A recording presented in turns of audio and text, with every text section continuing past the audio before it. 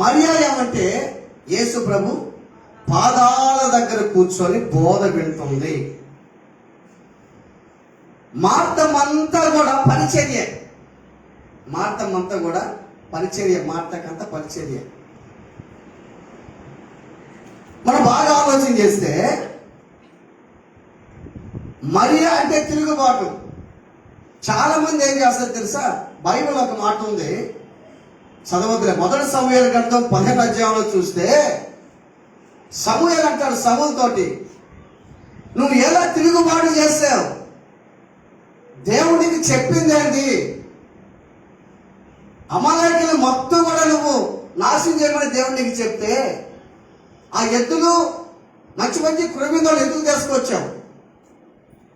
నువ్వు దేవుని దృష్టిలో ఏం చేసావు? నువ్వు తిరుగుబాటు చేసావు. తిరుగుబాటు అంటే అర్థమే తెలుసా? సోది చెప్పుడైన పాపంతో సమానం అంట. నువ్వు తిరుగుబాటు చేసావు, దేవుని మాటని వినలా, దేవునికి నమ్మకంగా జీవించవలసిన నీవు దేవుడికే తిరుగుబాటు చేశావు. మన జీవితంలో కూడా మనం ఆలోచన చేస్తే ఆయన రక్తం చేత కడగబడినటువంటి మనము, ఆయన మార్గంలో నడిచే మనము ఎన్నిసార్లు దేవునికి దృష్టిలో తిరుగుబాటు చేస్తున్నాం మనం ఆలోచించి. ఎట్ట చేస్తున్నా తిరుగుబాటు? ఎట్ట చేస్తున్నా చెప్పండి? మందిరానికి రాక తిరుగుబాటు, వాక్యం వినక తిరుగుబాటు, ప్రార్థన వినక, ప్రార్థన చేయక, వాక్యం చదవక, దేవునికి నమ్మకంగా జీవించగా తిరుగుబాటు చేస్తున్నాం మనం. ఎన్నిసార్లు తిరుగుబాటు చేస్తున్నాం? నీ పేరు తిరుగుబాటు అని పెట్టుకుంటావా? మంచి పేరు నీకు పెట్టాడు కదా, తిరుగుబాటు అని పెట్టుకుంటావా చెప్పు? మరి అంటే అర్థం తిరుగుబాటు. ఆమెమో యేసు ప్రభు పాదాల దగ్గర కూర్చొని వాక్యం అంటుంది. ఇంకొక పేరు ఉంది యోన అంటే అర్థం ఏంటి చెప్పండి? యోన అంటే పావురం. పావురం ఏం చేస్తుంది? నోవాహు పావురం వదిలేడు, ఆ పావురం పోయింది, ఆ కాళ్ళు మోపేదానికి స్థలం లేక తిరిగి వచ్చింది, మళ్ళా వదిలేడు, ఒక ఓలివ చెట్టు ఆకులు తుంచుకొచ్చింది, చెప్పింది చేస్తుంది పావురం. యోన చేశాడా? పేర్లకు తగ్గట్టు జీవించేది నేర్చుకోవాలి మనం. దాన్ని బట్టి మార్తమ్మ జీవితం ఏంటంటే, మార్తమ్మ అంతా వంట పని. మరియమ్మ యేసు ప్రభు పాదాల దగ్గర కూర్చొని వాక్యం అంటుంది. ఈమెమో చేర్చుకుంది, ఈమెమో ఏం చేస్తుంది? వాక్యం అంటుంది. ఈ పేరు ఇల్లాలు, గనురాలు. గనురాలు కాముంది, అదెవరు? అవి శూనేమిరాలు. గనురాలు కాముంది, గనురాలు. ఆమె ఏం చేసింది? ఆమె చేసిన సేవకుడిని ప్రేమించింది. సేవకుడికి బాధ కలిగించే మనసు తీసుకోరాదు ఆమె. సేవకుడికి బాధ కలిగించదు, సేవకుని బాధ పెట్టదు, సేవకుని కన్నీరు కాచదు, సేవకుడి దగ్గర బలవంతంగానే నీకు ఇచ్చేదాకయ్యని అడగదు. సేవకుని ప్రేమించాలి, సేవకుడికి సహాయం చేయాలి, సేవకుడిని పోషించాలి, సంరక్షించాలి అని ఆలోచన ఆ గనురాలకి. రూపంలో కూడా గనురాలంటాను, అందగత్తి అంటాను. తన ఇంటి పైన మిద్ది కట్టించింది అవి. తన ఇంటి పైనే ఒక మిద్ది కట్టించింది. ఎవరికి? సేవకునికి. నీ హృదయంలో చేస్తే ఏం చేయాలి? నువ్వు ఒక మిద్ది కట్టాలి, ఒక మంచి మేడ కట్టాలి ఏసైకి నువ్వు దేవునికి. ఆ మేడలో ఏసై ఉంటే అసలు ఆ మేడలో నుంచి ఏసయ్య బయటికి పోకూడదు కదా. చాలా సందర్భంలో బయటికి పోతా వస్తూ ఉంటాడు దేవుడు. వస్తుంటాడా? పోతా ఉంటాడా? పోతా ఉంటాడా? అంతే కదా, పోతా ఉంటాడు. ఆయన ఏం చేస్తాడు పాపం? ఏం చేస్తుంటాడు? దావీదు కుమారుడా నన్ను దాటిపోతాను ఉంది కదా వాక్యం. దాటిపోతా ఉంటాడు ఒక సందర్భంలో యేసయ్య.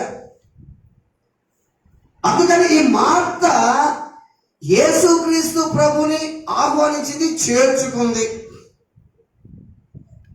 మరియ మాత్రం యేసు ప్రభు పాదాల దగ్గర ఏం చేస్తుంది? ఆయన బోధ ఉంటుంది. మరియ ఉద్దేశం ఏం తెలుసా? మరియ వాక్యాన్ని గ్రహిస్తుంది. ఏమనంటే యేసయ్య మనతో ఉండేది కొద్ది కాలమే. యేసయ్య మనతో కొద్ది కాలమే. ఈ కొద్ది కాలంలో ఈ సమయాన్ని నేను సద్వినియోగం చేసుకోవాలి. ఆయన నోటుకుండా వచ్చే మాటలు ఏ మాటలయ్యి? చెప్పాలి. ఏ మాటలు? జీవం కలిగిన మాటలు. రెండోది దయ కలిగిన మాటలు అంటాయి. లోకాసువార్తలో ఉన్న మాటలు. ఆయన దయ కలిగిన మాటలకి ప్రజలు ఆశ్చర్యపడ్డారంట. నిజముగా ఆలోచించి, నీవు నోరు తెరిస్తే నీ నోటి గుండా దయగల మాటలు రావాలి. మనిషిని ప్రేమించే మాటలు రావాలి. నీ మాటల ద్వారా నువ్వు నీతిమంతుడు అని పాపి అని తీర్పు పొందుతావు. నువ్వు యేసు ప్రభు మాటలంట దయ కలిగినటువంటి మాటలంట, దయ కలిగిన మాటలు. అందుకని మరి ఏం చేసింది తెలుసా? ఇక్కడ యేసు ప్రభు ఎక్కువ కాలం మాతో ఉండడు. ఆయన పరమునకు వెళ్ళిపోయే రోజు దగ్గరకు వచ్చింది కాబట్టి ఆయన మాటలు వినాలి అనే ఉద్దేశంతో యేసు ప్రభు పాదాల దగ్గరే కూర్చొని బోధ. మనకు కూడా ఆలోచన చేయండి. వాక్యము కరువయ్యే రోజులు వస్తున్నాయి రాదా?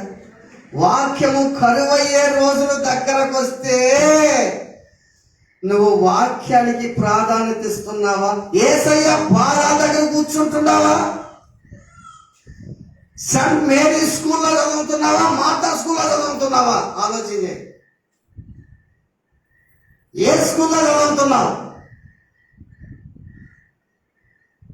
మార్త ఏం చేస్తుంది? దేవునికి ఏం చేస్తుంది? భోజనం చేస్తుంది. భోజనం అవసరమా అనవసరమా? 100% భోజనం అవసరమే. 100% అవసరం భోజనం. ఇప్పుడు బాగా ఆలోచించే యేసు ప్రభు ఒక్కసారి మనం యేసు ప్రభుని బాగా ఆలోచన చేద్దాం. యేసు ప్రభుకి భోజనం అవసరమా కాదా? అవసరం ఆయనకు కూడా.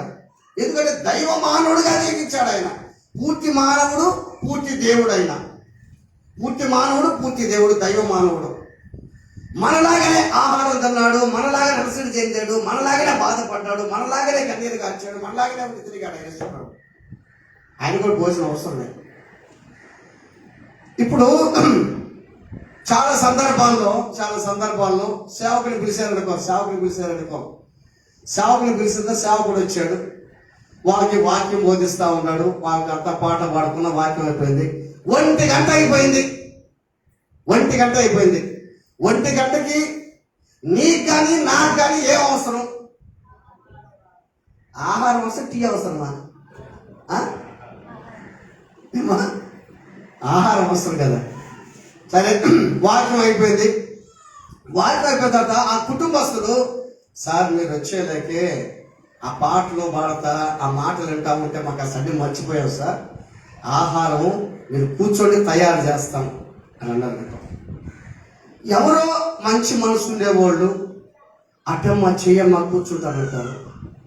కొంచెం మంచి మనసు లేకుండా ఉండాలి. ఏం చేస్తారు? ఇప్పుడు చేస్తుందంటే ఆహారం ఇంత ఆకలి వేస్తుంటే నాకు ముందుగా చేసి పెట్టాల్సింది.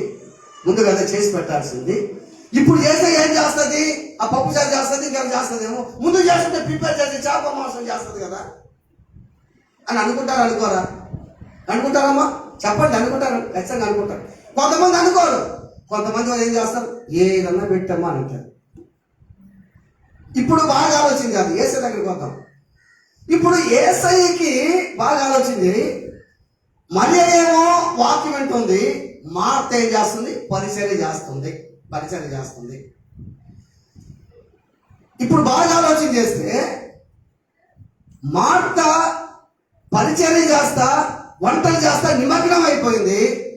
మరియ మాత్రం వాక్యం అంతా నిమగ్నం అయిపోయింది. బైబిల్ ఏం చెప్తుందంటే, భోజనం నిమిత్తం దేవుడి పనిని పాడు చేయబాకని అంటాడు. ఒక్కొక్క కుటుంబంలో పోతున్నాం అనుకో, ఏదో వాక్యం మీటింగ్ అనుకో, ఇక్కడ మీటింగ్ జరుగుతుంటే గడగడ అంటుంటాయి కదా. ఒక్కొక్క కుటుంబంలో మనం మీటింగ్స్ బాగా పోతుంటాం. మన వాక్యం పాట పాడతాం అనుకో, దేవుని స్తుతించు. కానీ ఎంతసేపు డబ్బా మాట్లాడుతుంది అనమాట. అదేశం ఇదేశం. వాక్యం అయిపోయిన తర్వాత కూడా ఏంది రావు ఒక సందర్భంలో.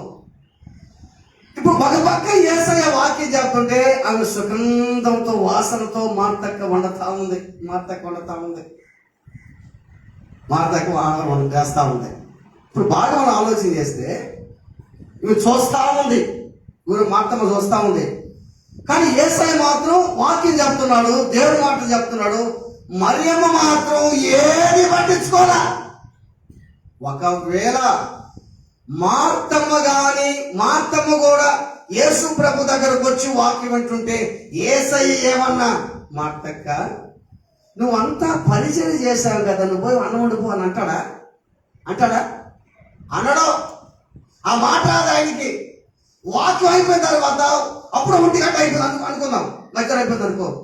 యేసయ్య మా చెల్లెలు వాక్యం వింటుంది, నేను వాక్యం వింటా ఉన్నాను, ఆహారం లేదు యేసయ్య. మార్త లేదా, నీ దగ్గర ఏమన్నా ఉందా? యేసయ్య అంత చిన్న రొట్టె ఒకటి ఉంది యేసయ్య, ఎత్తుకోరా దాన్ని. ఆ రొట్టెని ఆశీర్వదించి వాళ్ళు 4 భోజనం చేయలేరా? ఆమేన్. మనకి ఏ సందర్భం గుర్తు వస్తుంది? మనకు 5 రొట్టెలు. అంత గొప్ప దేవుడు అయిపోయింది యేసయ్య. యేసయ్యకి నేను శ్రేష్టమైనటువంటి ఆహారం పెట్టాలి.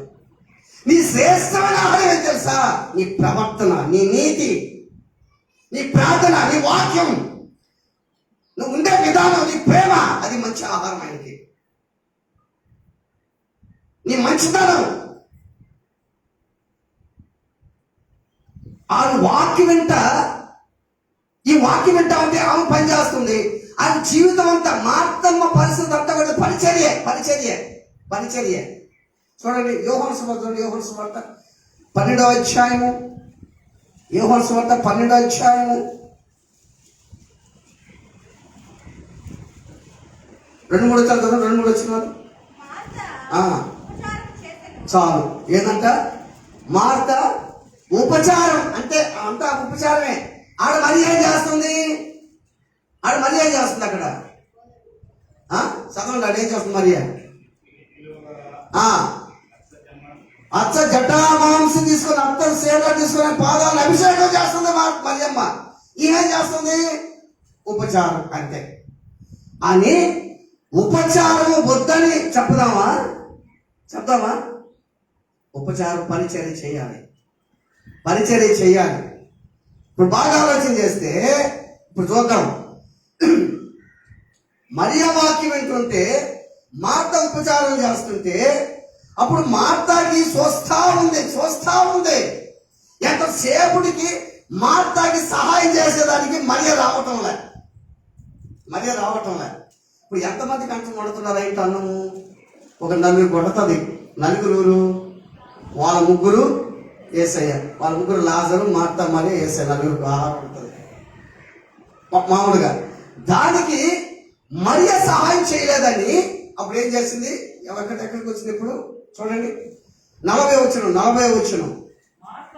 మార్త విస్తారమైన పని పెట్టుకున్న చేత తొందరపడి ఆయన వద్దకు వచ్చి, ప్రభువా నేను ఒంటరిగా పని చేయుటకు నా సహోదరుని విడిచిపెట్టుదు నీకు చింత లేదా? మార్త ఏం చేస్తుందంట? విస్తారమైన పని పెట్టుకుంటుంది. ఇప్పుడు చూడండి, వారానికి 7 రోజులు కదా, ఆదివారం కూడా విస్తారమైన పనేనా? చాలా మందికి చూడండి, వారానికి 7 రోజులైతే ఆదివారం కూడా విస్తారమైన పని పెట్టుకుంటాం. విస్తారమైన పని, బిజీ. సోమవారం బిజీ, ప్రార్థన చేసేదానికి టైం లేదు. అన్ని పనులు చేస్తాం, ఒక పని మాత్రం చేయం. ఏం పని అది? ప్రార్థన, తర్వాత వాక్య చదువు. స్వామి మనం అన్ని పనులు చేస్తాం, నిమగ్నం అయిపోతాం పనుల్లో. ఆదివారం కూడా మందిరానికి హాలిడే మనకు మాత్రం బిజీ. ఎంత అసలు టెన్షన్, అసలు ఎంత పని అంటే అబ్బా కూర్చోలేకుండా ఆ పని. మార్త విస్తారమైన పని పెట్టుకుందంట. విస్తారమైన పని. నీకు ఒక ఆదివారం కూడా విస్తారమైన పని ఎక్కడ ఉంది? నువ్వు పెట్టుకుంటే వస్తుంది ఆ పని. నువ్వు పెట్టుకుంటే పని వస్తుంది, కానీ ఎవరు నీకు పని కట్టడంలే. విస్తారమైన పని పెట్టుకొని ఏమంటుంది ఇక్కడ? ఏమంటుంది? ప్రభువా, నేను ఒంటరిగా పని చేయటకు నా సహోదరుని విడిచిపెట్టు నీకు చింత లేదా? నీకు చింత లేదా? దానికి ఏమన్నా అర్థం ఉందా చింత? ఇప్పుడు బాగా ఆలోచన చేయండి. మనం బాగా ఆలోచన చేస్తే ఏసయ్య మరియా, నువ్వు వెళ్ళి అక్కడికి సహాయం చేయపో అని చెప్పలా? చెప్పాడా? మార్త, నువ్వు వచ్చి వాక్యం అని ఆయన కూడా చెప్పలా? ఇంకో విషయం మనం బాగా ఆలోచన చేస్తే నిజముగా మార్త పని చేస్తాడు, వాక్యం వినొచ్చు. పని చేస్తానే వాక్యం వినొచ్చు. ఇప్పుడు గుర్తుపెట్టుకోండి. ఇప్పుడు మన ఫంక్షన్ అప్పుడు ఇక్కడ మనం గ్యాస్ పెట్టి పని చేస్తుంటాం. ఇక్కడ గ్యాస్ పెట్టి పని చేస్తుంటాం. ఒక్కో సందర్భం చేస్తాం, మనం పాటలు పెడుతుంటారు. పాటలు మన వాళ్ళు ఏం చేస్తుంటారు? ఈ పాట ఇంత ఆ పని చేస్తుంటారు. ఆపడే అంటారా? అందరూ ఈ పాట ఇంత పని చేస్తుంటారు. ఇప్పుడు మార్త ఏంటంటే, మనసుంటే మార్గాలు ఉంటాయని మార్త ఏం చేయాలి? నా చెల్లెలు దేవుని మాటలు వింటుంది, నేను దేవునికి పరిచయం చేస్తున్నా, భోజనం చేస్తున్నా, ఇది కూడా ఒక పని కనుక నేను కూడా వాక్యం వింటా. విని కాసేపు అది పుష్పజలు మళ్ళా పో. ఇప్పుడు స్టవ్లు కదా, అంతకుముందు పోయిలే కదా పాపం.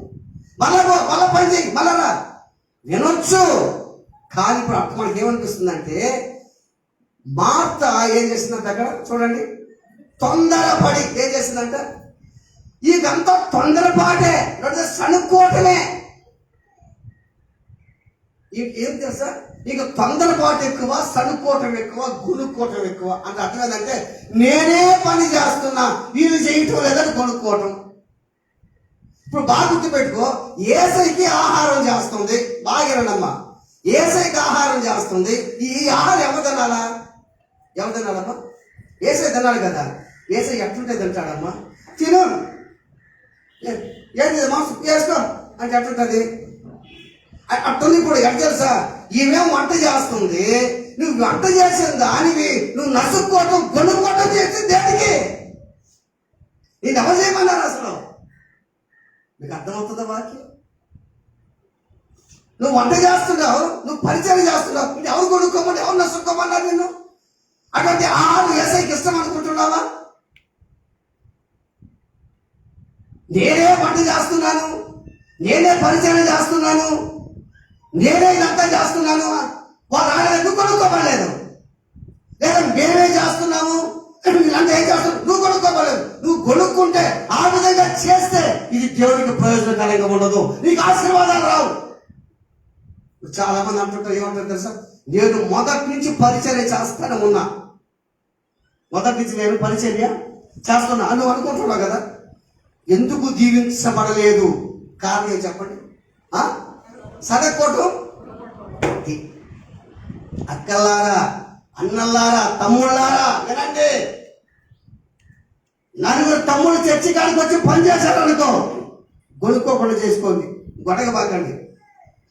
ముగ్గురు అక్క చర్చి కాడికి వచ్చారు అనుకో, మిగతా అక్క గురించి గొడగబాకండి. నలుగురు అన్నలు వచ్చారనుకో, నలుగురు అన్నలు పని చేయండి, వాళ్ళ గురించి మాట్లాడబాకండి. కానీ తెలుసా, ఆ విధంగా మాట్లాడితే పని జరుగుతుంది, ఆశీర్వాదాలు మాత్రం నువ్వు పొందలేవు. ఆశీర్వాదాలు పొందలేవు నువ్వు.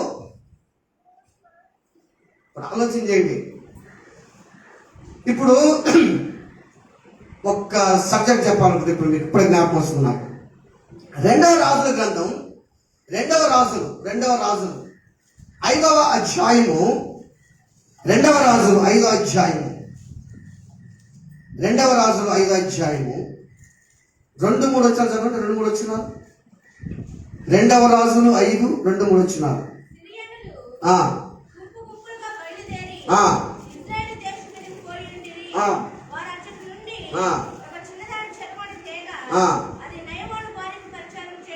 చాలు.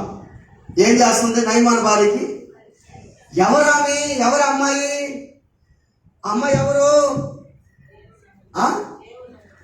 ఏ ఊరు అమ్మాయిది? ఇజ్రాయేల్ దేశం. ఎక్కడి నుంచి వచ్చింది ఆమె? ఇజ్రాయేల్ దేశానికి చెర తీసుకొచ్చారు. ఎక్కడికి తీసుకొచ్చారు? సిరియా దేశానికి తీసుకొచ్చారు. ఎవరు? నయమాను. నయమానికి ఏం జబ్బు? కుష్ఠరోగం. ఇప్పుడు ఒక చిన్న బిడ్డ కూడా బాగా కుదిరిస్తామని నేరుగా పట్టుకొని చెన్నైకి తీసుకుపోయారు అనుకో. వాడిని చెన్నైకి తీసుకుపోయి వాడు ఏం చేస్తున్నాడు? కూరగాయలు పట్టుకోండి. ఏం చేస్తాడు? ఆడవాడా? మా అమ్మ కావాలా, మా నాయన కావాలా, మా అక్క కావాలా, మా అన్న, మా తమ్ముడు ఆడతాడు. ఆడవాడా? ఖచ్చితంగా ఆడిస్తాడు. బాగా ఆలోచించండి. ఇజ్రాయెల్ దేశాన్ని నుంచి బాగా గుర్తుపెట్టుకో, ఇజ్రాయెల్ దేశాన్ని నుంచి సిరియా దేశానికి తీసుకొస్తే, ఆ చిన్నదాన్ని తీసుకొస్తే నయమాను భార్యకి పరిచర్య చేస్తుంది. ఎట్లా చేస్తుంది పరిచర్య? నీ కాళ్ళు ఎలాగా, నీ చేతులు ఎలాగా, నీ పొట్ట పగిలిపోవను, నువ్వు బాధపడి ఇరిగిపోను అని చేస్తుందా? అసలు మామూలుగా అట్టే అనాలి కదా, అనాలా లేదా? ఏమన్నా బుద్ధి ఉందంటా నీకన్నా? ఏమన్నా నీకు అట్టే కావాలి, ఇంకా అట్టే ఉండాలి నీకు అని అన్నదా? ఇప్పుడు నేను ఈ మాట ఎందుకు చెప్తున్నాను? మార్తమ్మ పరిచర్య. మార్తమ్మ స్కూల్లో చదువుదామా, మరియ స్కూల్లో చదువుదామా అని పరిచర్య వద్దంటున్నానా? పరిచర్య కావాలి. ఆమె పరిచర్య చేస్తే సనకూడదు, పరిచర్య చేస్తే కొనకూడదు, పరిచర్య చేసే వాళ్ళని అవమానపరచకూడదు, పరిచర్య చేసే వాళ్ళు గౌరవించాలి, పరిచర్య చేసే వాళ్ళు ప్రేమించాలి. బాగా ఆలోచించండి. ఈ నయమాను అక్కడి నుంచి తీసుకొస్తే సంతోషంగా ఆ నయమాను భార్యకి పరిచర్య చేస్తుంది. ఆ సంతోషంగా నువ్వు చేసేది చేస్తా కూడా ఎందుకు మార్తక్క? చేసేది చేస్తుంది, ఏసైకి భోజనం చేస్తుంటివి, మళ్ళీ వణగుతుంటివి, సనగుతుంటివి. అందుకే ఫిలిప్పీ పత్రికలో ఏమో తెలుసా? సనుగులు సంశయాలను మాని మూర్ఖులైన వక్ర జనం మధ్య వెలిగడి జ్యోతులలో ప్రకాశించండి. అసలు సనగటం కొనగటం భలే పాపం అంటది. మీకు తెలుసో తెలీదో గుర్తుపెట్టుకోండి. సనగటం కొనగటం భలే పాపం. ఏ పని చేసినా నువ్వు శ్రద్ధగా చేయాలి. ఏం చేయాలి? ఎట్ చేయాలి? ఆసక్తిని శ్రద్ధగా చేయాలి. శ్రద్ధగా పని చేసాడు ఏం చేస్తాడంట? ఏళ్ళు పని చేస్తాడంట. శ్రద్ధగా పని చేయాలి, చెయ్యాలి. కాబట్టి చెయ్యాలి. అనేది చేస్తే ఆశీర్వాదాలు నువ్వు పొందలేవు. నువ్వు చేస్తున్నావు కానీ ఆశీర్వాదాలు లేవు. ఇది నా పని. ఇప్పుడు బాగా గుర్తుపెట్టుకమ్మా. ఒక ఎగ్జాంపుల్ చెప్తాను. ఉదయాన్నే ఈరోజు మీరు ఉదయాన్నే స్త్రీలు ఉదయాన్నే ఇల్లు చిమ్మారా లేదా?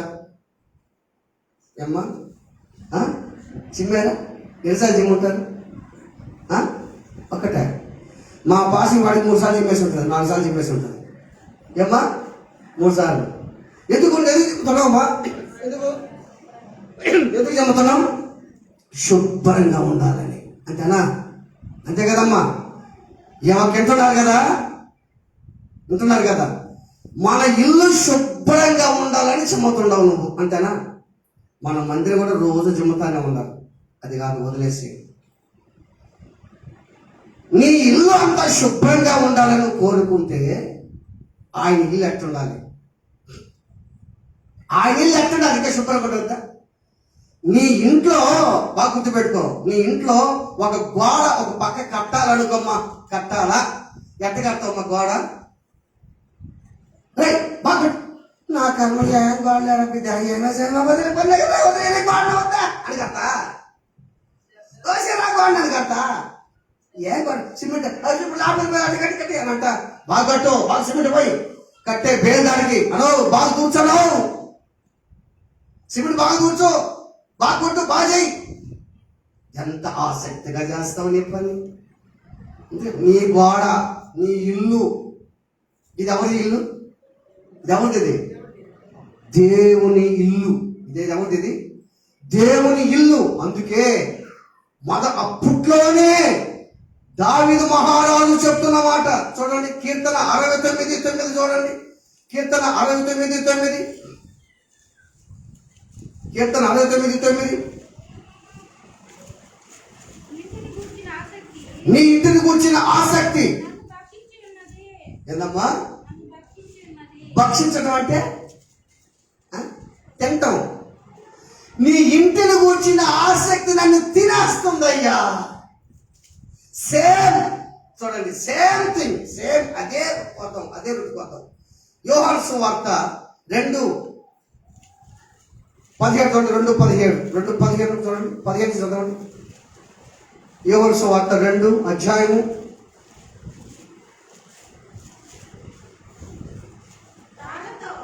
అమ్మా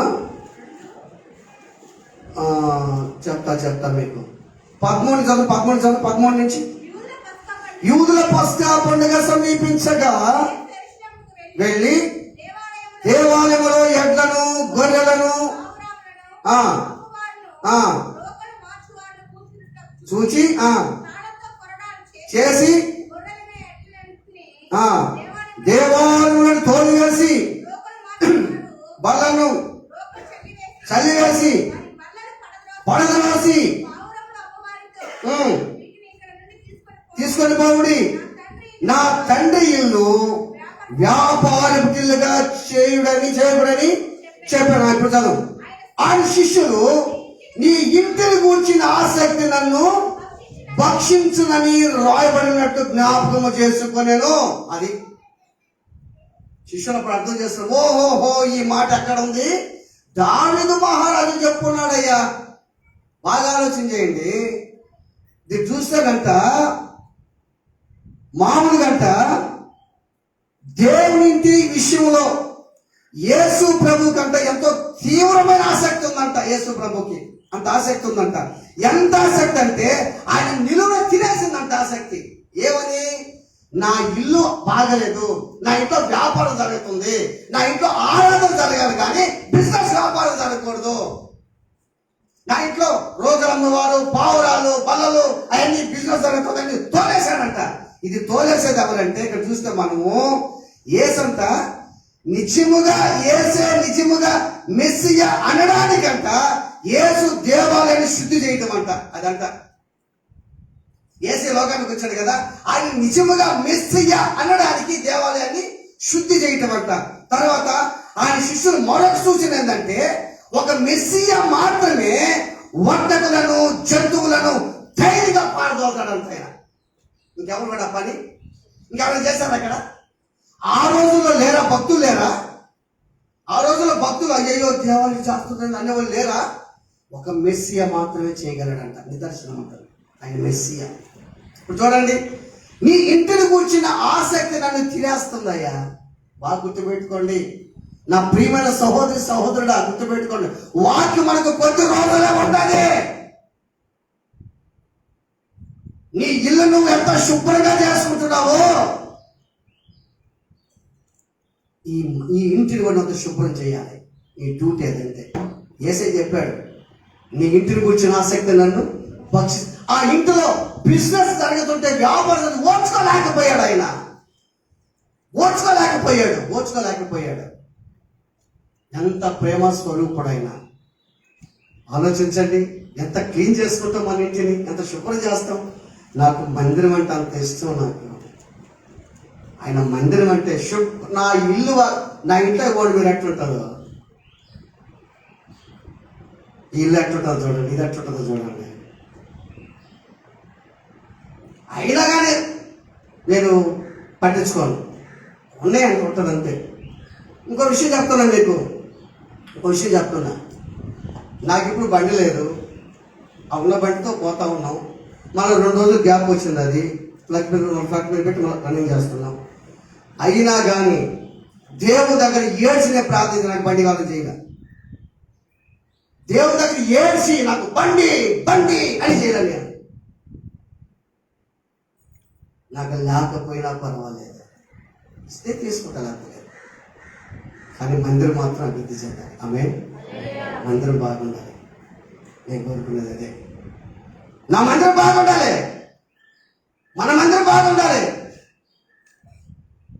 ఈ ఇంటిని కూర్చిన ఆసక్తిని భక్షించటం లేదా? నీ ఇంట్లో నువ్వు కూర్చొని ఉన్నప్పుడు కప్పట కింద పడిపోయింది, అది పెయింట్ పోయింది, అది బొక్క పడిపోయింది అంటే నువ్వు చూసి దాన్ని ఏదో చేయాలనుకుంటావే. ఈ మందిరంలో నీకు జ్ఞాపకం రావటం లేదా? ఎక్కడ కసువు అక్కడ ఉంది, గలీజ్గా ఉంది, చేసేవాళ్ళనా? నువ్వు చేయవా? నీకు ఆసక్తి లేదా? చెప్పు. చేసేవాళ్ళు పాయింట్ అవుట్ చేస్తావా? చేస్తున్నా నువ్వు సడుపుకుండా చేస్తావా? సలిగితే చాలా కోపం దేవునికి. మొదటి కొరింథీ పత్రిక 10:10 చూడండి. 10:10 మొదటి కొరింథీ పత్రిక 10:10 మీరు సనగకుడి, వారిలో కొందరు సనిగి సంహారకుని చేత. సనగటం అనేది దేవునికి చాలా కోపం అంటాయి, చాలా కోపం. సనుక్కోవద్దు. ఏదన్నా బ్రతుక, ఏదైనా పరిస్థితి, నాకేంది రోగం ఇట్టే ఉందా, నాకేందిదా, ఇదన్నా కాలు నొప్పి చేతులు నొప్పి, నాకేంది ఇట్టే ఉందా, నాకు ఈ నొప్పి ఉంటే వదిలేసా. నేను అసలు కింద పడిపోయినా, బండి నుంచి కామన్ జర్రీ కింద పడిపోయినా, బండి బాగా నాకు పైకి ఎక్కితే ఎక్కలేకదా నేను నెట్ట ఉంటే జమ్మలు కింద పడిపోయినా నాకు ఏలు పెరిగింది. అయినా హాస్పిటల్ పోయినా తగ్గలేదు, వదిలేసిన, బాగానే ఉంది. మనకు ఆరోగ్యం అవసరం, కావాలా కాదంటంలే, ఆరోగ్యం అవసరం, ఆరోగ్యం కావాలా, ఆలోచించి. కానీ దేవుని ఇల్లు గురించిన ఆసక్తి నిన్ను భక్షిస్తుంది. ఇక్కడ చూస్తే ఈ పడదము అదే కొద్దాం, మనం లోకాసువార్త కొద్దాం 41.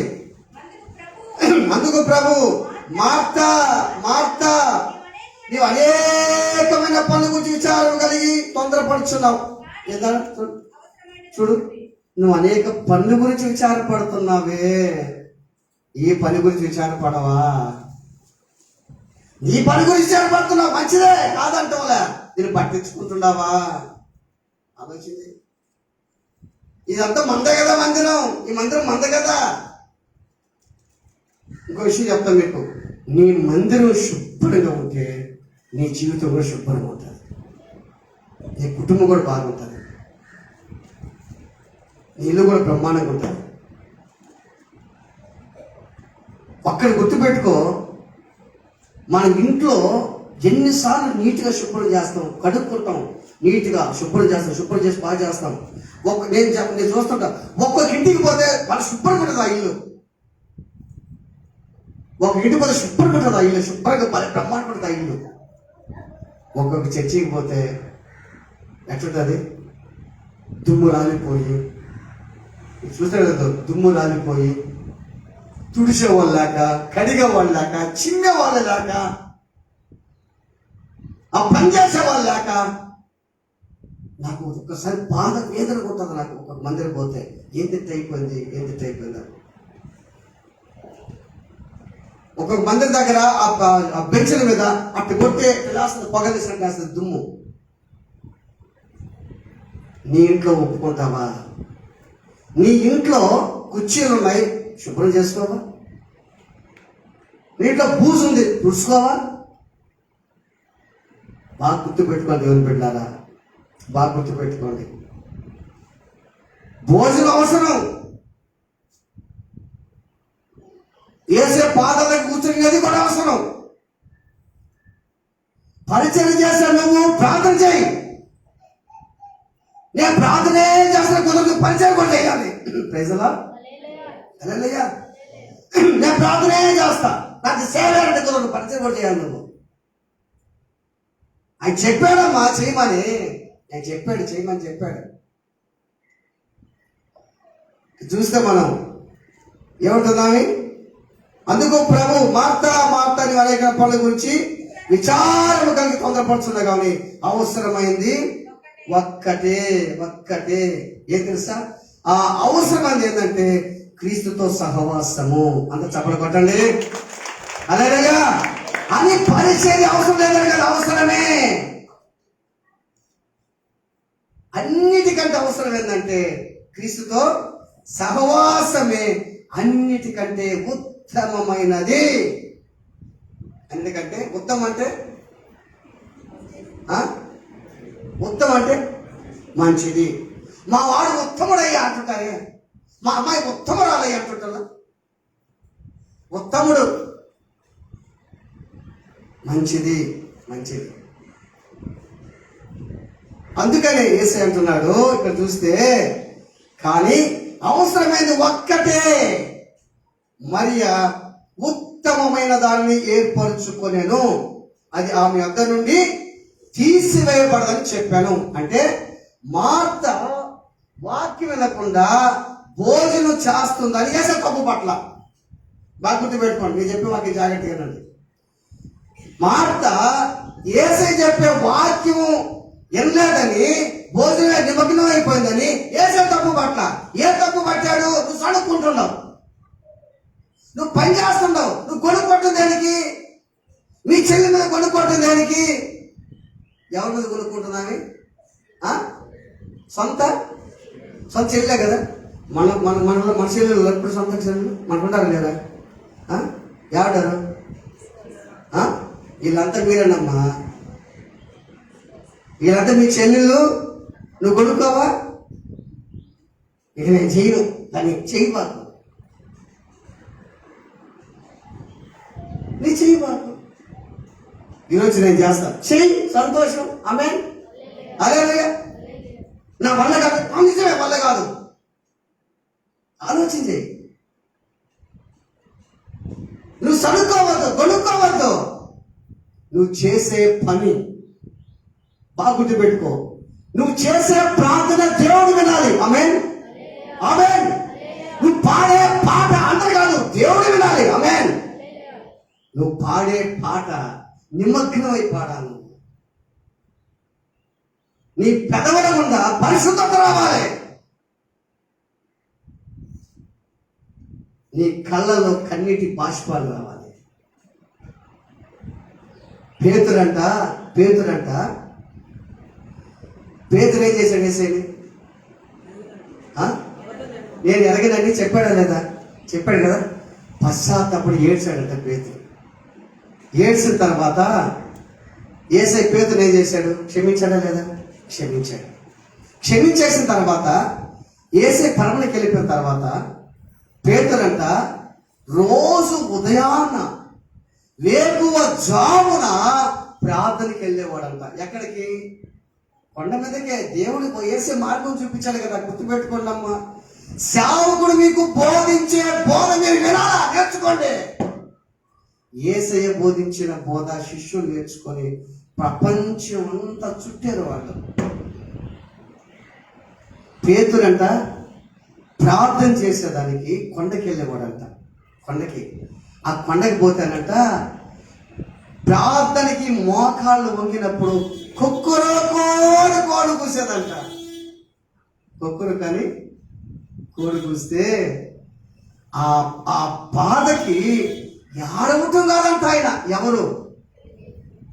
ఏడ్చి ఏడ్చి ఏడ్చి అంట ఆయన కారణం అయిపోతాడు పేదరికి.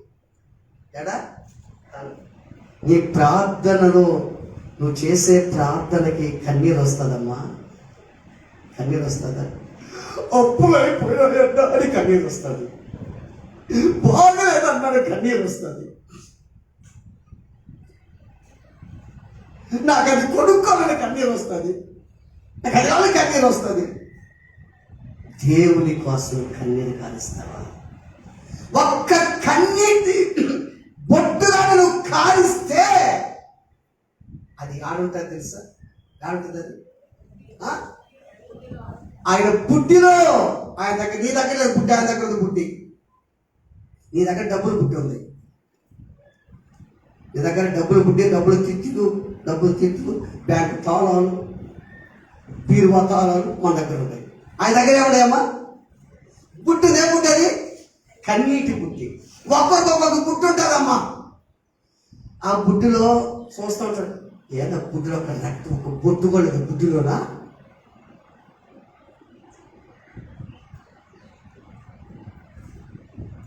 ఆలోచించే నువ్వు కార్చే కన్నీరు నీ బుద్ధి ఆ బొట్టు ఆయన బుద్ధిలో, నా కన్నీళ్ళు నీ బుద్ధిలో ఉంచబడెను, నీ కవిలలో అవి కనిపించుచున్నవి, నా కన్నీటిని తుడిచినావయ్యా, నన్ను ఓదార్చినావయ్యా. ఆలోచించండి. పేతురు గంట ఏడ్చి ఏడ్చి ఎట్లుంటుందంట, ఇదంతా కాలువలాగా ఉంటుందంట. కాలువ అంటే ఆ గాడి పడితే కాలువ ఫ్రీ అడ్డంగా ఉంటుంది కదా, కాలువ వెళ్ళిపోతుంది. అది ఆడించి నేను గుడ్లోకి వెళ్ళిపోతా ఉంటుంది. కన్నీటి ప్రార్థన నేర్చుకో. కన్నీటి ప్రార్థన విలువైందమ్మా, విలువైందయ్యా కన్నీటి ప్రార్థన. ఈరోజు నుంచి ఆలోచించి, నేను చేసే పని ఎవరైనా చూడాలా? కాదు. ఎవరు చూడాలా? ఏసయ్య చూడాలా. నేను ఎవరైనా మెచ్చుకోకపోయినా పర్వాలేదమ్మా, నన్ను మెచ్చుకోకపోయినా నిన్ను మెచ్చుకోకపోయినా పర్వాలేదు. అసలే మనుషులు మెచ్చుకునేది. మనుషులు మెచ్చుకుంటే నీకు శ్రమ, గుర్తుపెట్టుకో. మనుషులు కొనియాడితే శ్రమ నీకు. మనుషులు అందరికీ తిడతా ఉండారు అనుకో. ఎందుకు తిడతారు వాళ్ళు? నీ పద్ధతులు వేరు, పర సంబంధమైన పద్ధతులు నీయే. అందుకే మనుషులు తిడుతుంటారు నిన్ను. అప్పుడు దేవుడి దృష్టిలో గొప్పదాన్ని, గొప్పవాడు నువ్వు. ఆమేన్. మనుషులు ఎందుకు నిన్ను మెచ్చుకుంటారు తెలుసా? నువ్వు భక్తి పరురాలైంది, మందిరికి వస్తా కూడా, నువ్వు మందిర పనులు చేస్తా కూడా, ఆ మాటలు ఈ మాటలు ఆ మాటలు కూర్చొని రాస్తున్నావు అనుకో. ఎక్క చాలా మంచిది ఎక్క. వాళ్ళేం చెప్తున్నారు వీళ్ళు? వాళ్ళు కూడా క్రైస్తున్నారు కదా. అమ్మో వాళ్ళు బాలకరమ్మ, వాళ్ళు తీరే వేరమ్మో, వాళ్ళు ప్రార్థన అంటారేమో. ఈ అక్క చాలా మంచివాడు, మా దగ్గర కూర్చుంటాడు, చించక్క దాయలాట ఆడతాడు, చక్క చక్క చక్క చక్క పోసలాట ఆడతాడు. ఏమ్మా ఎట్టుంటారన్నా మాట్లాడతారా? ఇప్పుడు బాగా గుర్తుపెట్టుకో. మరియమ్మ ఏడ కూర్చో ఉంది, మనం ఏడ కూర్చుంటున్నాం? ఇప్పుడు సరిపోయి ఏడ కూర్చున్నాంలే, అయిపోయేదానికి వచ్చి ఏడ కూర్చుంటున్నాం? ఎక్కడ చేస్తాం, ఈదులో చేస్తాం. బాగున్నాక 3 4 10 6 అదే అడ కూర్చుంటారు. ఇంకోటి కొత్త వచ్చేలా టిప్పుర్లో పెట్టి అది మ్యూజిక్ ఒకటి ఉంటుంది. ఆ మ్యూజిక్ చెట్టుగానే బాగుంటుంది. చించక్క చక్క చక్క చించక్క చక్క చక్క చక్క చక్క చక్క చక్క చెప్పని అసలు కోసం అంటే ఆడ కూర్చుంటున్నావా? నో, ఎవరిని చెప్పింది కూర్చోమని అక్కడ హాస్పిటల్ కూర్చుని చోటనా బైబిల్ చెప్తుంది. అదే కొంతమంది ఏం చెప్తారు, ఆడు కూర్చుంటట్టు వాళ్ళు మాడతారంట. నువ్వు మాడకపోతే చాలు, నువ్వు మాడకపోతే చాలు. ఆలోచించు. మరియ ఉత్తమమైంది ఎన్నుకుంది. నీకు అర్థమైందా? మరియ చేసేది మంచి పని అని మరియ ఉన్న క్రిస్టియన్ కాదు. నేను వాటిని పని చేస్తాను చేసుకో అని అన్నదా మరియ? అన్న దేవుడు చూస్తుండే కదా. కానీ మార్తా చేసేది మంచి పని, చెడ్డ పనే? మంచి పనే. కానీ ఏం చేసింది అవి? తొందరపడి గట్ట భోజనం చేస్తానే సణుక్కుంది. ఎవరి మీద? ఇప్పుడు సణుక్కోవద్దమ్మా. మీ చెల్లెల మీద, మీ అక్కల మీద సణుక్కోబాకు. నువ్వు పని చేస్తున్నావు, మన దగ్గర మనం పని చేసుకుంటున్నావు, వాళ్ళు రాళ్ళ సణుక్కోబాకు, గొనుక్కోబాకు. అన్నా గొనుక్కోవద్దన్నా. ఆ విధంగా గొనుక్కుంటే మనకు ఆశీర్వాదాలు రావన్నా. నువ్వు చేసే పని ఒక్కరు కానీ ఇద్దరు కానీ కష్టపడి పని చేసుకుంటే ఆశీర్వాదాలు మనకు వస్తాయి. ప్రార్థన చేసుకుందాం. తల ఉంచి కళ్ళు మూసుకుందాం. అందరం పైకి వస్తున్న పడదాం. అందరం